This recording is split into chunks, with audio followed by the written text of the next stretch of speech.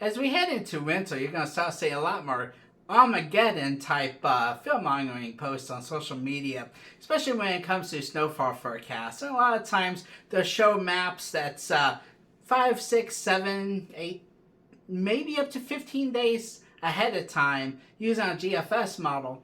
And quite frankly, those snowstorms typically never happen. So I want to go ahead and show you some tips so you can look at the same data that they're posting, then know that it's likely not going to happen, and show you tips on what kind of model data to look at to get a good idea of what could realistically happen. So let's go ahead and take a look at the maps.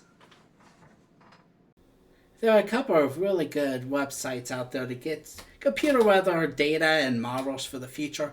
So one of my favorite websites is called NextLab College at your page. So the web address is weather.cod.edu. Or you could just search on Google for NextLab and it should come up. Once you get to the NextLab website, you want to click on weather data at the top of the screen.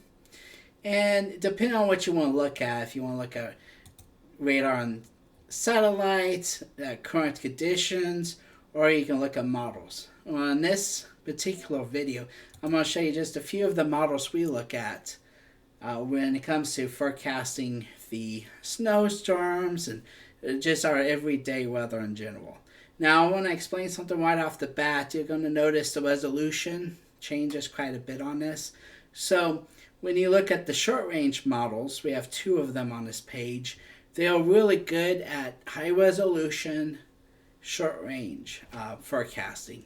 Then once you get into the medium range, which most of the time you'll see the NAM model, it still has decent resolution, but it's not as detailed as your short-range resolution. And then when you get into the long-range models, most of the time we look at the Euro model, and a GFS. It has the least amount of resolution the farther out in the forecast you go to. So say you're looking at days 10 through 15, the resolution's not going to be that great, and a lot of times it'll show snowstorms that will, in all likelihood, never develop or be much weaker than it shows, and the coverage will be a much broader area than what will likely happen. And I'll show you once we get into that model. So I want to start off by looking at the short range model. This is what's going to happen within the next 72 hours, usually what happens. And on the left side of the screen, you're going to see the information on the screen here. It'll show you the model data. They run several times a day. This particular one at 3Z, this one's every hour, it's only at 55%. So we'll go ahead and click on it. And we'll go back to the previous model one that's at 100%. All the data is in, so we'll go ahead and look at that model, and it should still be really accurate. So we'll go ahead and take a look at the convective is for the severe weather stuff. I'll save that for severe weather season. But I want to go ahead and show you let's start off by looking at the simulated reflectivity. Now this is our future radar a lot of times that we show when we're looking at the forecast ahead of time. And you can put this into motion here. And as you can see, we are watching that low pressure system down just south of Wichita right now, bringing with it a lot of precipitation through tomorrow. So that's what we'll look at there. So you can use the slider down here, and that switches the forecast hour. And I do apologize for this particular screen. I'm using a television right now, and it's not showing the whole screen. So I'm going to try to see if I can show you the resolution. Will probably go down here, but that'll be all right. The play button. So there's a play button if you want to go ahead and play the loop all the way through the 18 hours there for the data. And the arrows indicate the wind direction, so that's really helpful so you can see what direction the wind is. And again, the colors indicate the precipitation. Again, it's just a forecast, but it does a pretty accurate job. A lot of the times, forecasting. Now, sometimes they may be out to lunch, but for the most part, it gives you a pretty good ballpark area of where the thunderstorms or snow, whatever precipitation could develop. And up at the top, in meteorology, we look at a different time. We look at Z time, Zulu time. So if you just Google it, you'll find a chart and it'll tell you exactly what times. So 0Z is either 6 p.m. our time or 7 p.m. It depends on the time of year, and of course the time zone you're in. So I recommend Google and getting to know the time conversion if you plan on using the maps quite a bit. So that's just a look at the simulated reflectivity. And you can also look at the surface. So in winter time, you can get a good idea of, if it's below freezing and stuff to look at. Now I'm going to look for a surface map that will show you the, let's go here. This should work. This is your total precipitation on what we're expecting as far as precipitation goes. So, and this is just a short-term model, and it does a pretty good job of getting a ballpark area most of the time of where we expect the precipitation, the heaviest, to be in the region. And of course, our winter weather. Now, this will be the maps that people will, they love showing these maps because a lot of times they'll overdo the snowfall. And when it comes to snowfall, in fact, I think I'll zoom out here and show you the whole show you the Northeast. Now, the reason why I want to show you the Northeast is we're expecting a significant winter storm to affect the Northeast over the Thanksgiving holiday. So, to show that, I apologize for jumping around a little bit. I'm going to go ahead and now show you our long-range model. This is our GFS model. Yeah, global forecast system. And as you can see, the resolution's not that great. And of course, this is just the thickness here. Now, if you're looking at a map and it's not showing the rain and snow colors for you, a rule of thumb is look for the 540 thickness. And wherever you find the 540 thickness, any values below that is typically snow. And any values above 540 is typically rain. Now, again, you got to look at a lot of information. You got to see the temperatures in the atmosphere. You got to look at the SCUT data, the sounding data to see the layers of the atmosphere, if they're going to support a mix, freeze and rain, sleet, snow. But for that stuff, I just recommend you check out the forecast on television or the National Weather Service. There's a lot to that to explain in the video.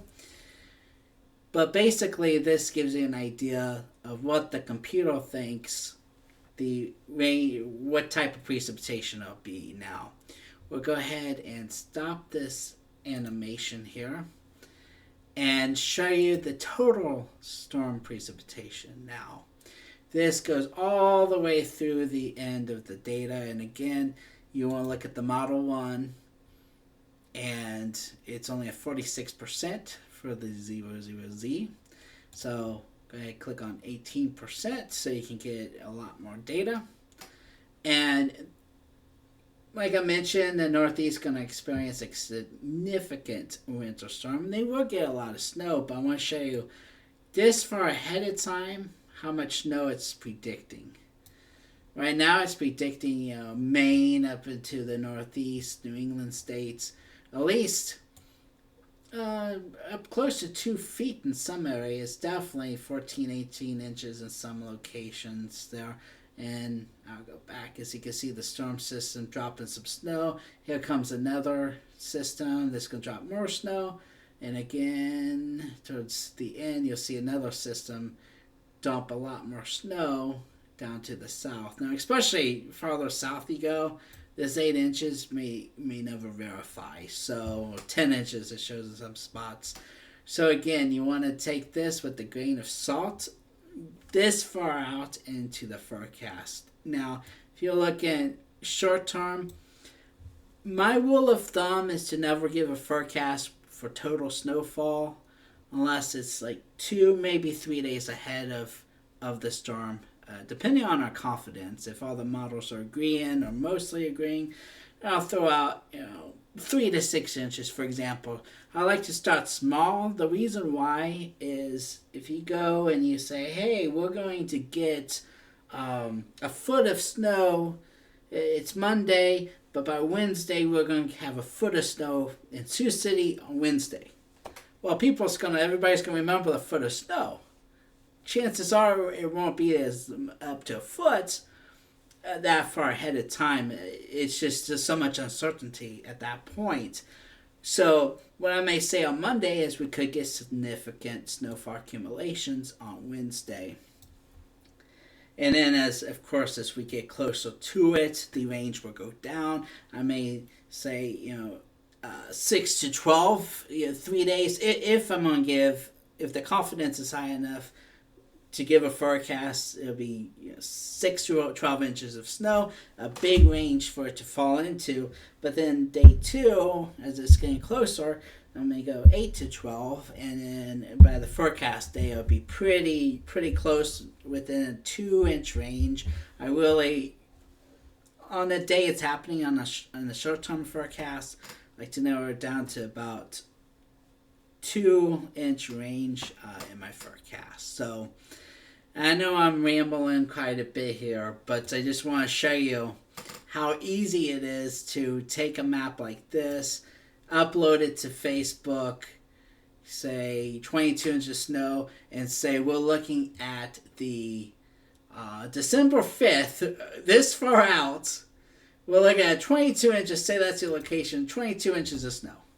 And you've been on Facebook, people will be like, oh my goodness, where's the bread and milk? They'll click on your link, go to your website, and you'll see ads, right? And the more clicks they get, the more money they make. That 22 inches of snow may more likely be maybe a foot. I mean, yeah, they're going to get significant snow, but this is like throwing darts. Might as well make a dartboard with snow prediction range at this point. But all seriousness, I always recommend you check with the National Weather Service and your local television meteorologist to get the most accurate forecast. And again, they're going to give you 3 or 4 days ahead of time. We could see accumulations. If they could be significant, they'll say significant. Most of the time, though, they will not list exact amounts ahead of time, more than 2 to 3 days. And your apps, you're going to see a 15-day forecast, which honestly, beyond a 7-day forecast, the confidence at the end of the forecast is pretty low, okay, low to mid-range confidence. So, but the apps that you use, though, on the phone, say the Weather Channel or AccuWeather, they're done by computer models. So it may say, like look at this map here, 22 inches of snow. So always tune into your local media station. Here in Sioux City, you can watch KTIV or Channel 9 KCAU, and they will both give you the most accurate forecast in Siouxland. So they all have talented meteorologists that look at the data, look at the sounding data, and all kinds of information about the atmosphere to give you the most accurate forecast possible. So I want to go ahead and wrap this up. If you do want to learn all this model data, there is my professor in college. Okay, so if you Google search for Jeff Habby, excellent meteorologist. His website is the Weather Prediction. And basically think of it as a huge study guide. And this is information about him. But if you click on all Habby hints, it teaches you everything you really want to know about the atmosphere, about weather conditions, about forecasting, about the jet stream. Very important to look at the jet stream. Gotta look. See if there's ridges, troughs. But basically, there's all kinds of stuff and quizzes.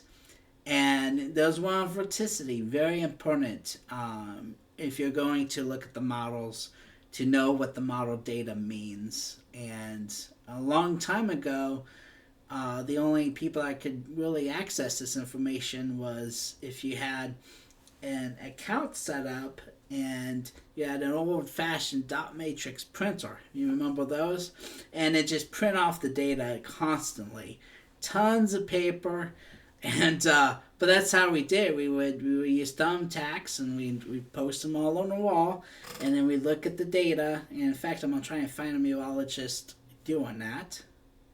There was one, and that's how we came up with forecasts. We'd have it on a clipboard, and we would just run through all the pages to come up with an animation. It sounds silly, but that's what you did. You kind of, as I animated it, was flipping through the pages on your clipboard back then.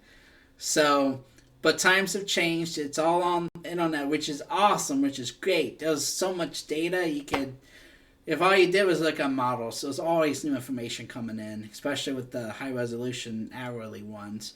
So that's great, but then again, easy to spread fear-mongering.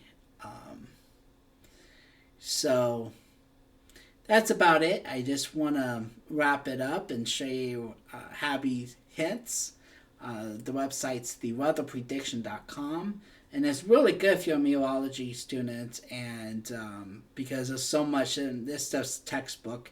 And if you can't afford a textbook and you're not in college yet, I recommend looking at all these links and then click for the quizzes.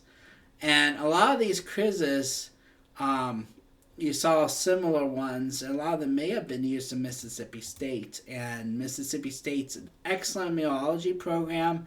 If you're in Sioux City and you want a meteorology program and you don't want to move to a school that has one, you can definitely look into Mississippi State, the broadcast meteorology program. Now, with the American Meteorological Society, now they recommend a degree. To get certified, you got to have a degree. So that's another thing about Mississippi State. At least when I went there, you could go and you could get your 2-year broadcast meteorology certificate, and then you could continue online to take your other classes that you need for a bachelor's degree. So anyway, I hope that helps, and I'll wrap it up, and I hope everyone has a wonderful day, and I hope through my rambling you learned something about looking at models. Those are just a few tips on how to use our computer models when predicting the forecast, or trying to predict it as accurate as possible into the future. And now keep in mind, we're predicting something that hasn't happened yet, and a lot of times, depending on a long-range forecast, a lot of times these storms haven't even developed. A lot of the times, say off the Rocky Mountains, or they're over the Pacific Ocean. We haven't really had weather balloons or weather equipment to look at the data. I hope you found those tips helpful as you plan for your activities this winter. And remember, you're going to see a lot of posts. Unfortunately, that's the case on social media, because it gets a lot of clicks to the pages and they make money off ad revenues. Now, a lot of those people, they genuinely do not do it to benefit the people reading. They do it to scare you. It's hype, and unfortunately, it's happening a lot. So best thing to do is, when you see that information, check with the National Weather Service and our friends in the local media, and look at their forecast and decide the best you can if that information's fear-mongering or if it's legit.